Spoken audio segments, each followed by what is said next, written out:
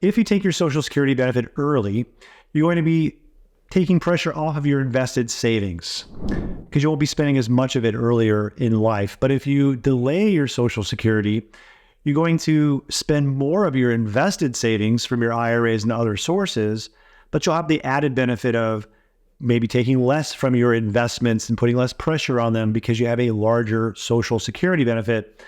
And this creates the question that people like to ponder, and that is it better for me to take my Social Security earlier, or is it better to wait later? Is it better for my investments? Is it better based on my investments? Well, thankfully, JP Morgan came out with their study for 2024 retirement guide, and they actually have a nifty little graph that will show us what the relationship is between your investments and the timing of your Social Security. Before we go there, if you're new here, I'm Nick Davis, founder of Brindle Bay Wealth Management. We are a retirement and tax planning firm, and we're here to show you how to retire with calmness and clarity. If you like this information, hit that subscribe button, and you'll see more information like that. Thank you.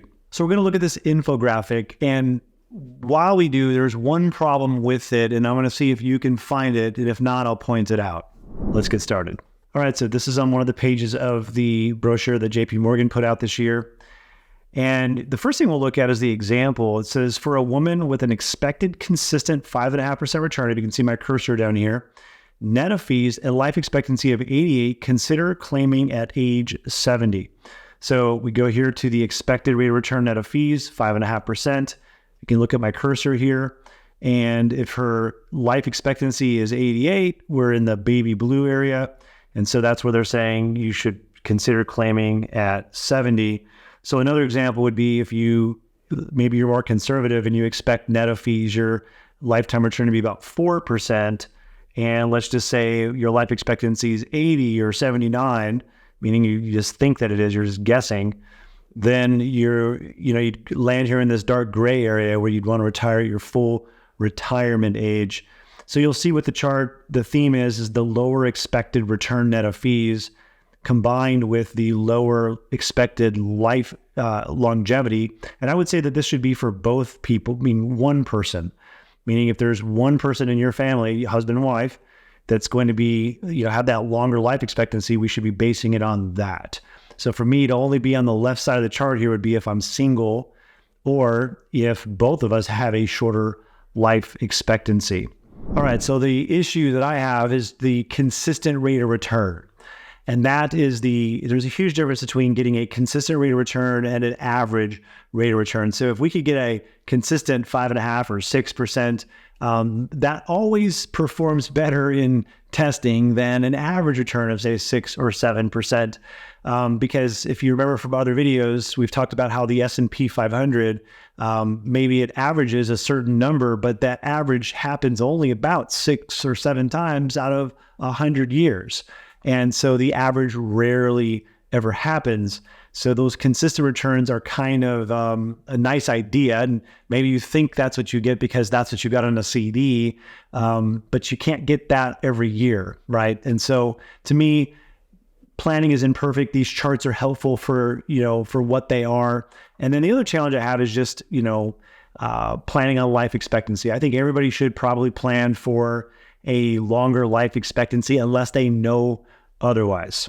Now, I think there's a better question that you could be asking. There's other questions to ask that help you with your Social Security timing decision rather than looking at, how it relates to your investments per se. So I'm going to give you 6 of them right here. The very first one is your life expectancy. So if you don't have a life expectancy that's longer, meaning one of you or you're a single person, then, that points to taking your benefits earlier.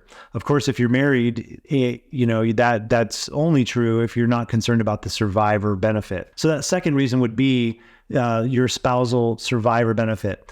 If your survivor benefit is important to you, knowing that that's going to be larger for your surviving spouse, which could be crucial to your plan, then this is going to naturally guide you towards the right side of that chart, waiting longer. The third thing would be earned income.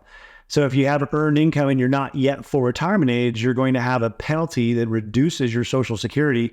So that would lead you to not claim your Social Security until after you're done having your earned income.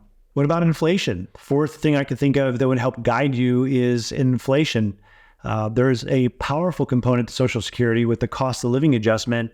And many times that's the best defense that we have against inflation. So would having a bigger Social Security benefit help your overall well-being with your ability to give yourself raises in retirement because of the inflation protection that Social Security can offer? And I think the answer to that question is almost always yes. What about taxes?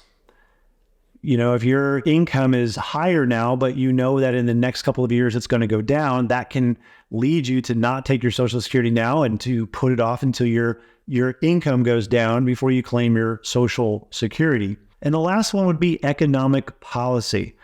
See, what is the risk of the government changing the rules on Social Security and it impacting you? And I think this relates to how close you are to retirement. So people who are in retirement or, a few years away, and I think it affects them less than people who are further away from retirement. And the reason I think this is because in 2015, it was the Bipartisan Budget Reduction Act was one of the largest overhauls of Social Security in modern history, meaning I wouldn't say it's an overhaul, but it was major changes. And what they did was the people who were already in Social Security, they were able to, not affect them at all. And then they actually phased 4 years in. So they had people that were close to retirement age that got phased into the new rules where they took away some loopholes and they allowed people to use those loopholes as they were close to retirement.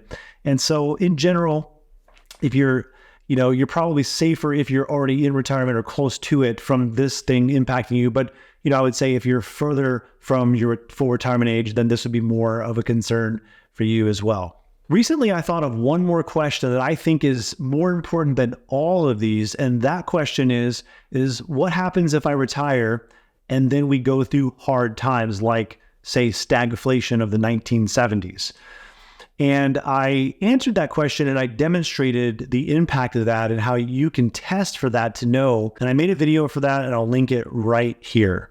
Hey there, it's Nick again. I wrote something that you might be interested in. If you want to know what my favorite retirement income strategy is for most people or many people, we refer to it as the Money Master Guardrails. If you're contemplating what your income strategy for retirement may look like, I invite you to download a copy of my white paper. Get the insights you need. Download a copy today. The link is in the video description.